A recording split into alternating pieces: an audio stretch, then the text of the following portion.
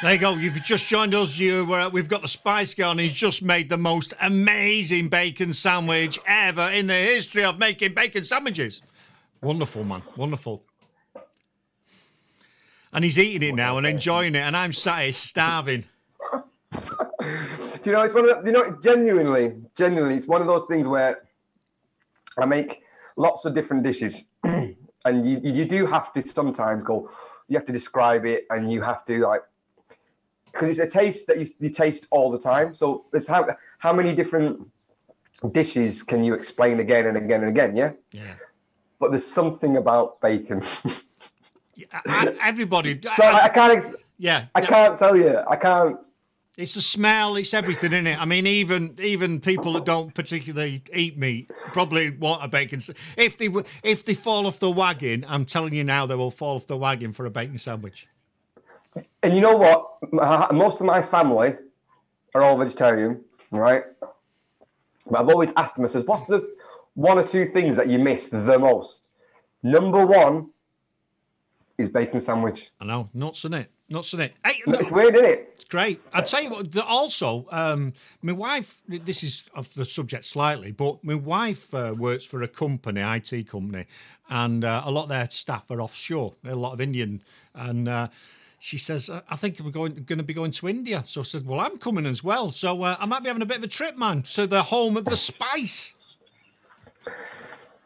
Give them my love. I haven't been back there for about 20 years. Yeah, be good, man. It's be good. I only went for a week. Yeah. To Mumbai. Not long enough. Mumbai. It just literally got changed its name, but I kept referring it to Bombay because to me it was Bombay. Exactly. Exactly. So you're doing, for the benefit of people, you've been on radio before. You did a show. Used to do a show on the BBC in Leicester. For some reason they stopped that, that's why we brought this back. Why not? We'll do our own thing. And I know you spoke about it the other week, but I see you actually having your own show, and there's no reason on this earth why you should not have your own TV show, because you're dynamic. I like what you do. You're down to earth. There's no, you know what I mean? You bang on, and I think a lot of people relate to you. So if anyone knows any producers out there, the Spice Guy, get him on your station. Come on. Please, that'd be great. And it's not just a kid dream, because we all say I want to be this. If anything, if I can just literally tell people and show people there's an easier way of doing stuff, or as an entertaining way of doing stuff, then listen, I've done good. That's it. Simple as that. Yeah. It might help somebody out. Because we consume a lot of food, don't we? All day we're eating and put some good stuff inside you. I mean, last week my wife's an amazing cook, and we've had we had something the other day. I think I sent you a picture of it. She did a curried chickpeas with her own spices and everything. All right. Yeah, with broccoli. Wow. Babe, the thin broccoli stuff, the stalk, whatever. Oh yeah, stem. Yeah. With massive king prawns on top. And honestly, there was no carbs. He was just out of this world.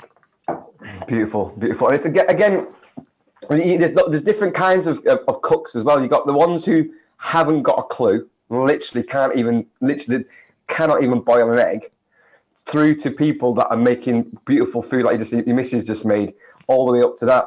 So there is a market for different, because at the end of the day, whether you like it or not, and I know a lot of people that eat because they have to eat. If they could get away with not eating, they would. They know they have to eat because they're hungry, but they don't care for it. They could quite easily stand up, eat something, wolf it down, whatever. Yeah. Whereas me, I'm thinking like that bacon sandwich. I mean, I was up at 6:30 this morning thinking, well, what shall I do for the show today? What shall I do? And I went. And I'm glad you started with that, because that was the first ever video you did on Facebook for your Spice Guy Facebook launch. That's right. Yeah.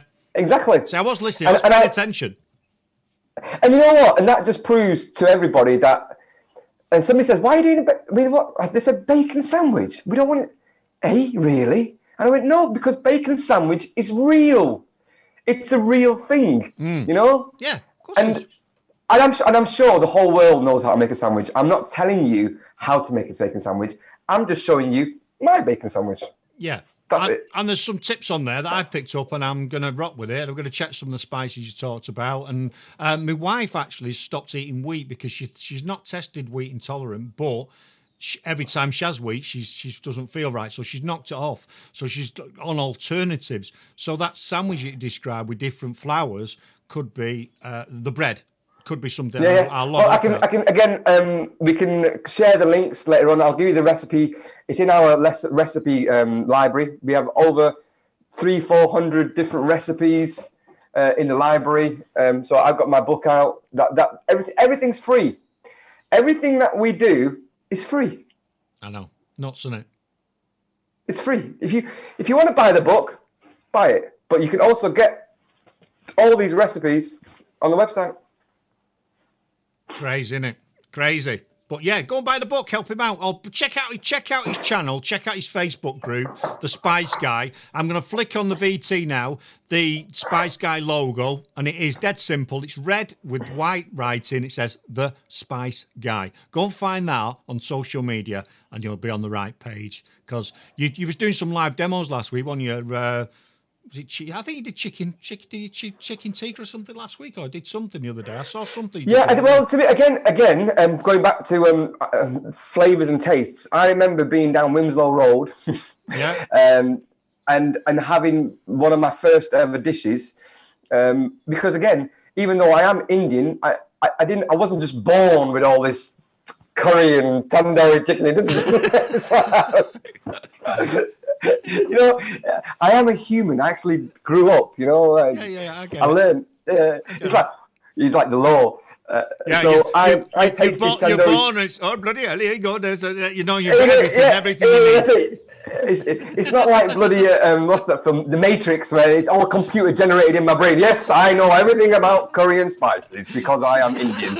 It's like saying every black geezer can dance. Trust me, my mate Jason Townsend could not dance, and he was a West Indian lad, but he could not dance. Excellent. And he couldn't sing either. But anyway. Excellent. We digress. How do we get onto that? I don't know, but it's great. It's great because you went all. You was cooking. You do live demos. You was doing chicken tikka. That's it. That's it. So I tasted tandoori chicken when I was a kid. And again, going back to the butter and all, something didn't taste right. I was like, everywhere I go and I taste this recipe, it doesn't taste right. So I went away and researched it myself. It took me 2 years. 2 years, right? And I eventually figured out there is a process, right? There's processes to doing stuff. And one of the processes was you use a certain oil, right? Hence why I've got up here. One of the main ingredients that gives it a particular taste is mustard oil. Oh, really? All right. I thought you was going to say ghee then, because the ghee features a lot in Indian food, doesn't it? No, mustard oil. Mustard oil. And that gives it the flavour, does it? Well, it's one of the... Well, there's many other flavours in there. However, if you don't have this is the one bit that stumbles everybody, and it stumbled me. So, and also you do a 2-part. But the other bit is, I don't know if you remember or if you've had tandoori chicken. It's got slits in it. Yeah. On the leg. Correct. It's generally a leg. It's generally the thigh and the drumstick. Yeah.